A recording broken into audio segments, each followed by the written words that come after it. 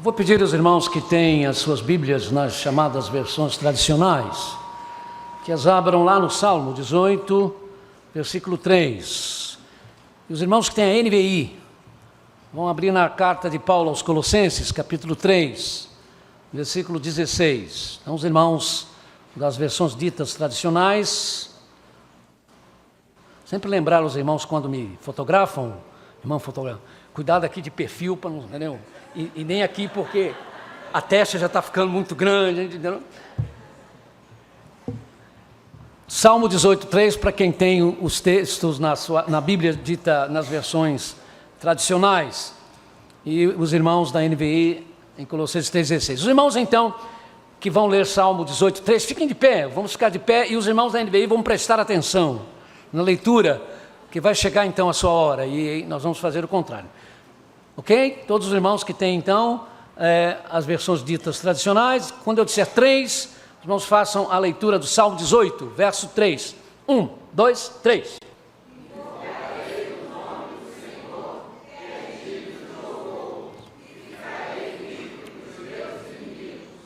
Amém. Muito bem, pode sentar. Agora de pé os da NVI, com bastante ênfase, lá Colossenses 3,16. 1, 2, 3.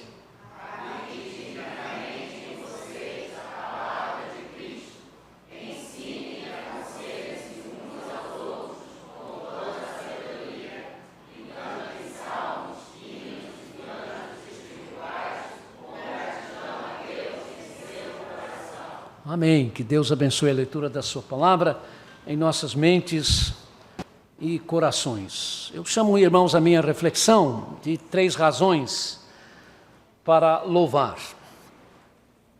Sabe, para muitos o apelo deste Salmo 18:3, onde encontramos a afirmação de que Deus é digno de ser louvado, tem sido atendido, diríamos, sem grandes dificuldades, porque nunca se louvou, ou se acha, né, que se está louvando como agora.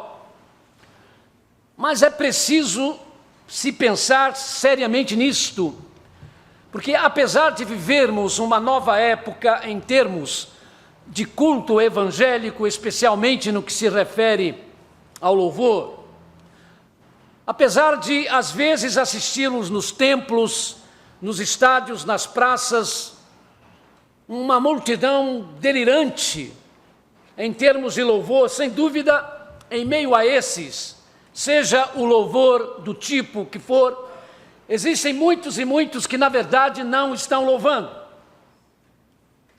A gente que está cantando, fechando os olhos e se emocionando e até alguns chorando, por favor, não estou dizendo que você não possa fazer isso é um sentimento pessoal de cada um, mas a gente que, no entanto, está fazendo isso, fechando os olhos, se emocionando e até chorando, mas não está louvando. E isso inicialmente porque muitas vezes essas pessoas não encontraram de fato a razão para louvar.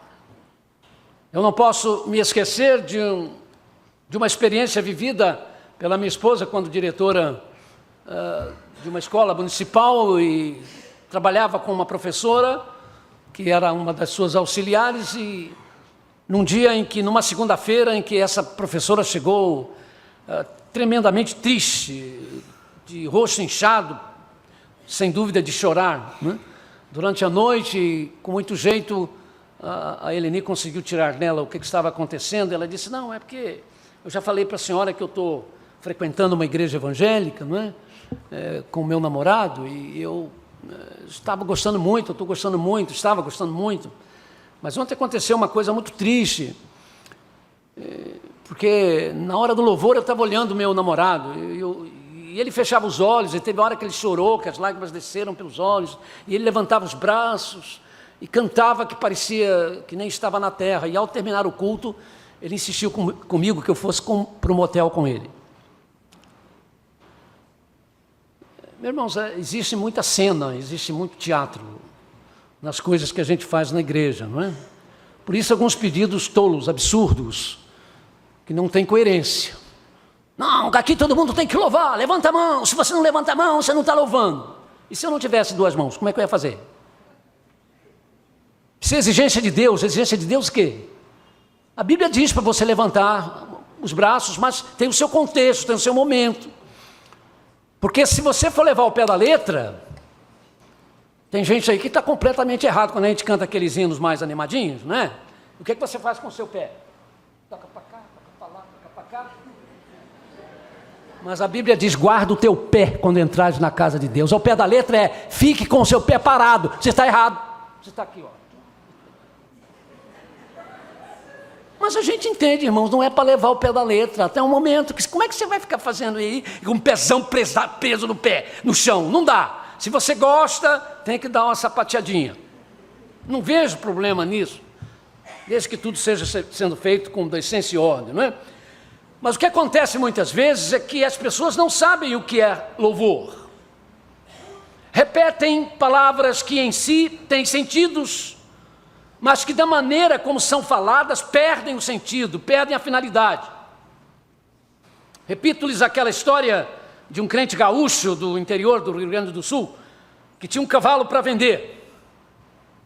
E quando apareceu um comprador realmente interessado no animal, aquele cristão disse, olha moço, nós temos aqui um problema, é que nós somos crente mesmo, crente para valer.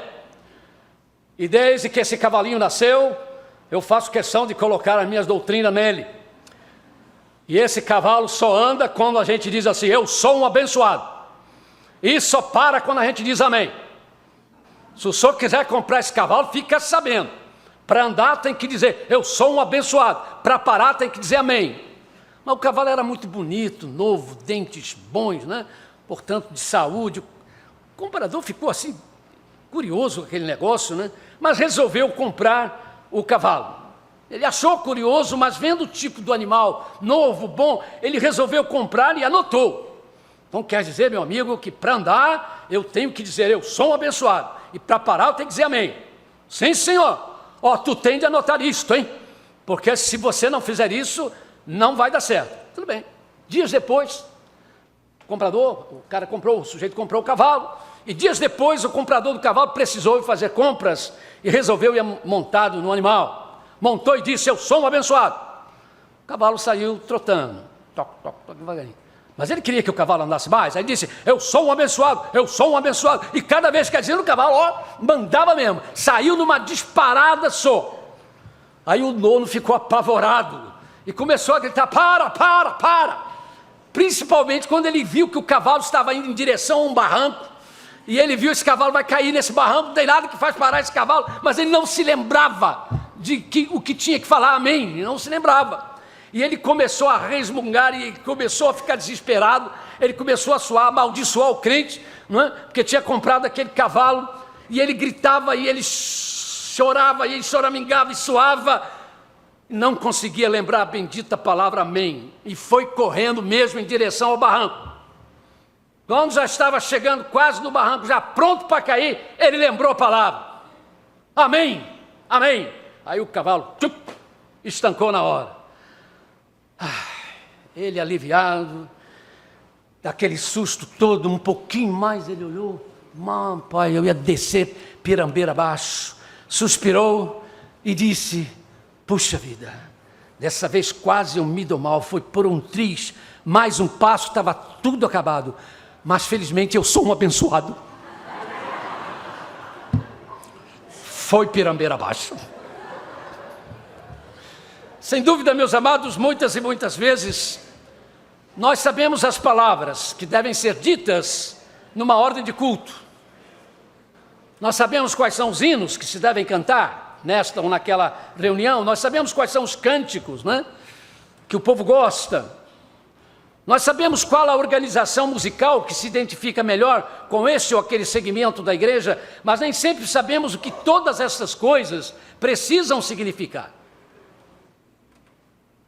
Às vezes, algumas vezes e até muitas vezes, nós nos dividimos em termos de louvor na igreja. Dos que louvam aqui na igreja, porque há os que consideram esse ou aquele grupo barulhento demais, avançado demais, assim como há os que acham que aquele outro grupo, aquele conjunto já é antigo demais, já está ultrapassado. Há os que apreciam a coreografia e há os que não.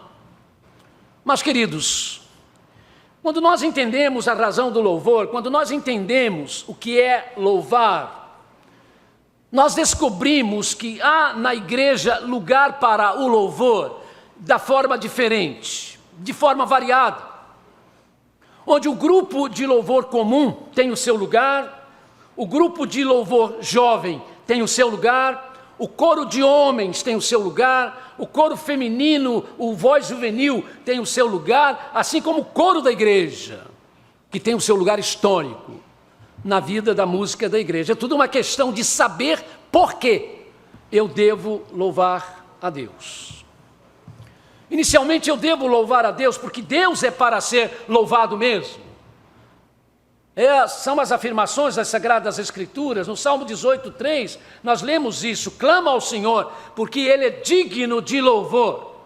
Então, amados, então não há favor nenhum da nossa parte em louvar a Deus. Favor nenhum. Na verdade, nós nascemos para louvar ao Senhor.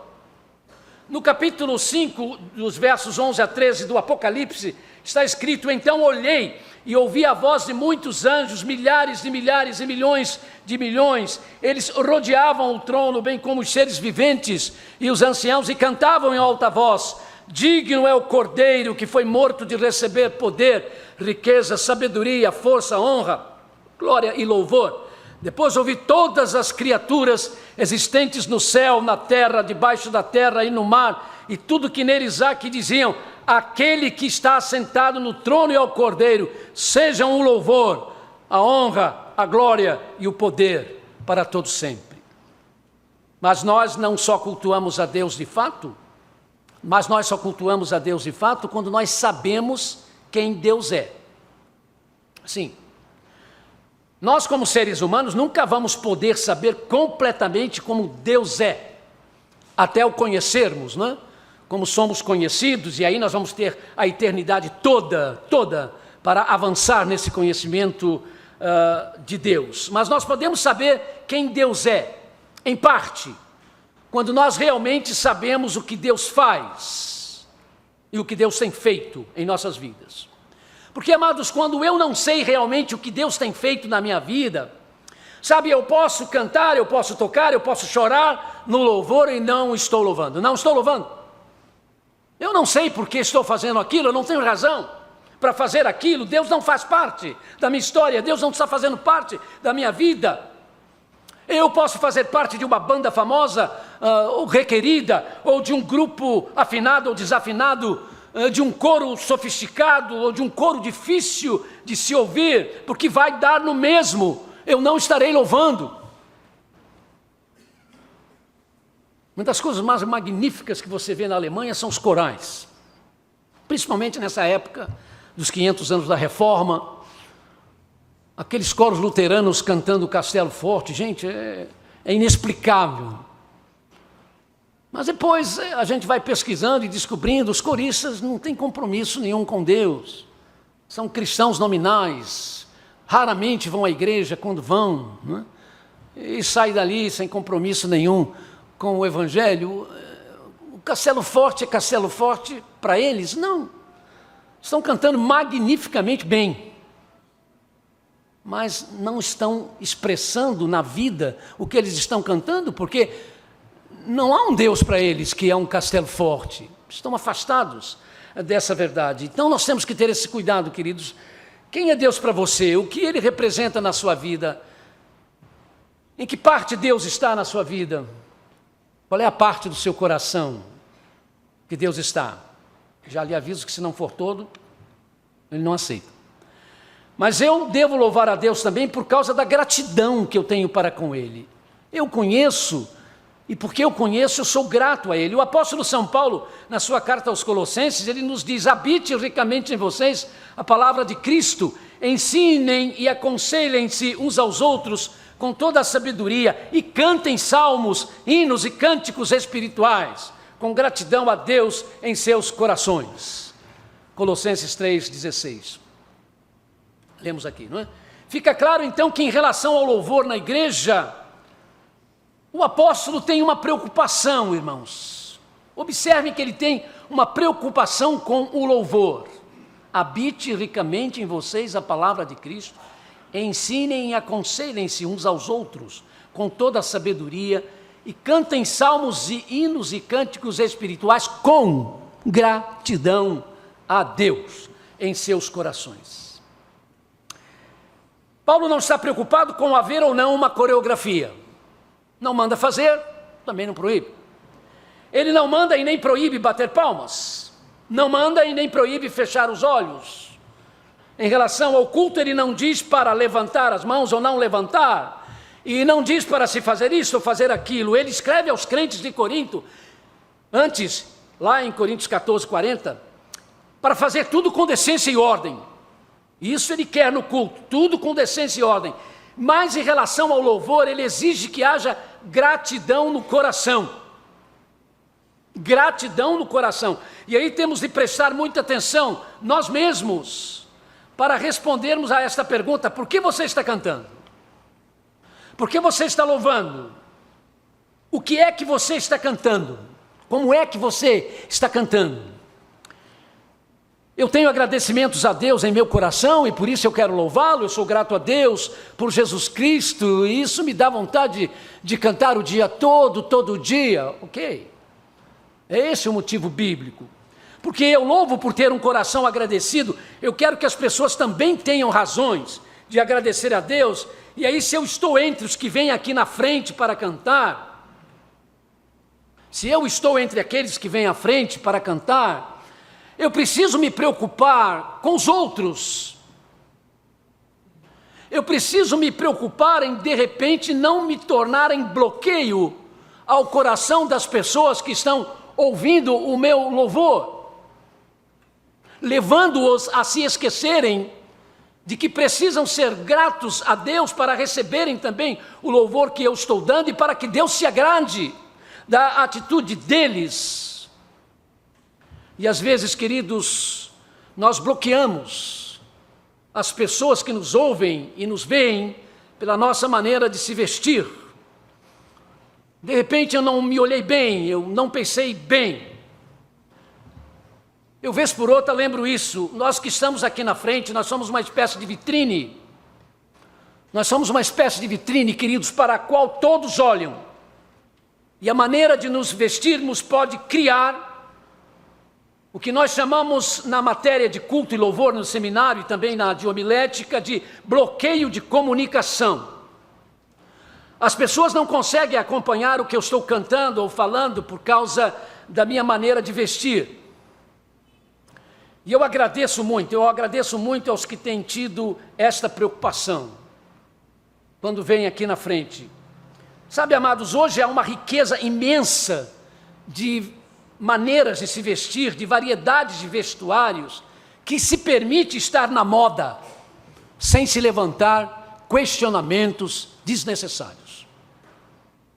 É óbvio que ter gratidão no coração para com Deus não depende de estar sendo abençoado no sentido que as pessoas entendem por ser abençoado ou abençoada, mas estar sendo abençoado é abençoada segundo as diretrizes perfeitas da soberania de Deus, e é por isso que a palavra pode exigir: por tudo deem graças, porque essa é a vontade de Deus para com vocês por meio de Jesus Cristo. Como a palavra diz, em tudo agradeçam, então isso quer dizer que mesmo nas circunstâncias ruins, dolorosas, inexplicáveis, nós devemos ser gratos. É assim que se declara, irmãos, a soberania de Deus, não da boca para fora, e é assim que se louva a Deus. Há um hino bastante conhecido que fala disso, né? Que não importa a situação que eu louvo, eu vou te louvar. E um mais recente que eu, sinceramente, eu estou admirado de terem deixado esse hino passar. Mas ele tem sido muito bem cantado. É esse que fala de que Deus continua sendo Deus, haja o que houver. Hoje, irmão, no contexto de hoje, eu lhes garanto, que já me disseram isso, comunidades A, B, C, D, F, G, H, proibiu cantar esse hino. Proibiu. Porque isso passa uma mensagem negativa. Não é isso que eles estão pregando para ganhar dinheiro. Que você tem que deixar Deus ser Deus, que se Deus fizer, Ele é Deus, se não fizer, Ele é Deus também. Isso aí não dá ibope. Isso aí não dá ibope. O que dá ibope é dizer que você não tem que ser pobre, que você não tem que ficar doente, né? Você não pode aceitar a doença. Aceitar ninguém aceita, só aceita a doença quem é doido. Agora, você escolhe ficar doente ou não ficar doente, às vezes até você ajuda, né, a ficar doente, mas você se ajuda a si mesmo a ficar doente. Mas, mesmo assim, não é por livre e espontânea vontade. Finalmente, devemos louvar a Deus porque temos Jesus Cristo, e essa é a razão maior do nosso louvor, a causa do nosso louvor. Paulo explica qual deve ser o nosso relacionamento com o Senhor Jesus nesta frase: Ele é tudo em todos. Gosto demais dessa expressão, Colossenses 3:11. Louvamos a Deus de fato como Deus quer, quando nós temos em nossa vida a razão maior de nossa gratidão, do nosso culto, da nossa fé. E a razão maior para isso chama-se Jesus Cristo. Ele é a razão, queridos, do nosso louvor. Não há verdadeira adoração quando não há o senhorio de Jesus em nós, quando não há amor por Jesus Cristo, mesmo que seja esse amor humano imperfeito, de altos e baixos. Nós devemos amar Jesus, queridos, e como isso faz bem a Ele? E essa gente me honra com os lábios e não com o coração, ele reclamou uma vez. Não há verdadeira adoração quando o nosso culto não é pelo que Ele fez por nós na cruz do Calvário. Não há verdadeira adoração quando não há amor ao próximo, mas nunca há de fato amor ao próximo se não houver amor por Jesus. Ele é a razão, irmãos, de estendermos as mãos aos necessitados, de chorarmos com os que choram, de nos condoermos daqueles que estão em sofrimento. Quando nós somos apaixonados pelo Senhor Jesus, então há em nós condições para o verdadeiro louvor. E aí vamos descobrir que o louvor não é só uma questão de canto, de banda, de coro, de grupo, de solo vocal ou instrumental, de coro assim ou assim, de bater palmas, não bater palmas, de levantar as mãos, não levantar, mas sim uma questão de vida. A vida que tem uma significação em Jesus Cristo e que por isto é louvor, mesmo quando sai este louvor de uma alma regada a prantos. Mesmo quando este cântico tem que ser regado com as lágrimas. Esse é o cântico muitas vezes circundado com a angústia, com a manifestação da nossa humanidade diante da dor, da solidão, porque a tudo isso nós estamos sujeitos, mas é aí quando descobrimos quando o louvor é de verdade.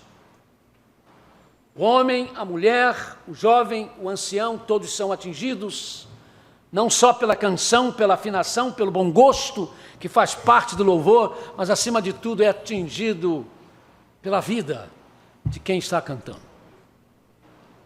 Mas em primeiro lugar, irmãos, todos são atingidos pela mensagem melodiosa via nossos hinos, via nossos inetos ou corinhos, via nossas apresentações em grupos, em solos, duetos, via o nosso cântico congregacional. Todos são atingidos pela mensagem melodiosa quando cantamos por amor a Cristo, em gratidão a Deus, porque neste cântico, nesse louvor, há a declaração da remoção da culpa para o pecador arrependido, de que há um afago para o coração machucado, de que há salvação e libertação das paixões infames, que são trocadas pela paz, pela alegria da comunhão, pela certeza da nossa salvação eterna, por causa do nome, que é a razão maior do nosso louvor, Jesus Cristo.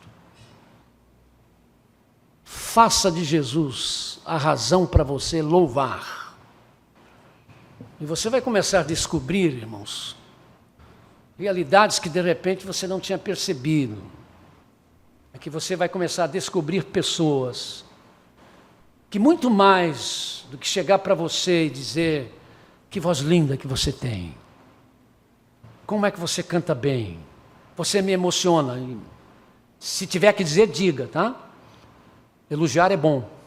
Alguém disse que o elogio é como o sol que se abre depois de um vendaval, de uma tempestade. Se não tiver nada bom para falar, não fale nada. Se você não gostou da voz, cala a boca, fica quieto. Entendeu? Mas se você gostou, diga. Você cantou muito bem, que Deus te abençoe. isso vai fazer bem à pessoa. Mas se você disser para ele assim, e olha, o seu cântico me mudou, eu saí diferente depois que você cantou, eu vou garantir a você que a pessoa vai ficar ainda muito mais feliz. A não ser que ela não esteja louvando, esteja só da boca para fora.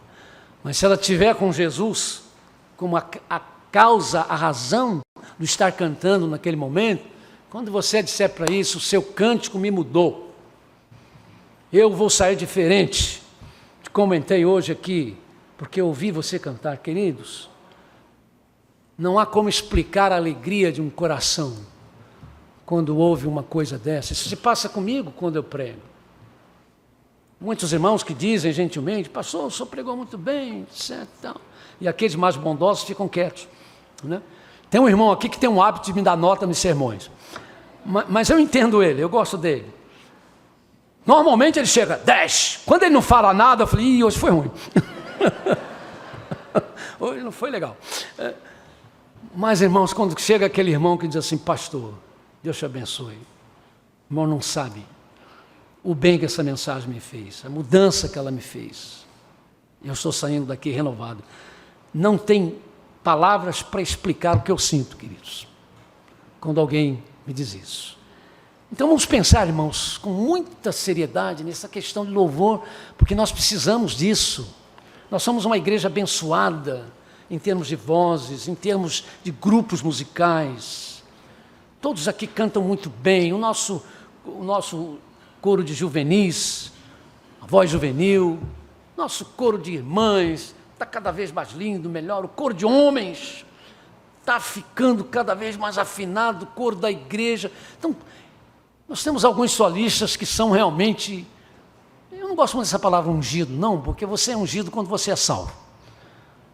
Mas são pessoas abençoadas, e às vezes eu, sinceramente, eu tenho inveja. E eu me lembro do Spurgeon, acho que foi Spurgeon, Moody.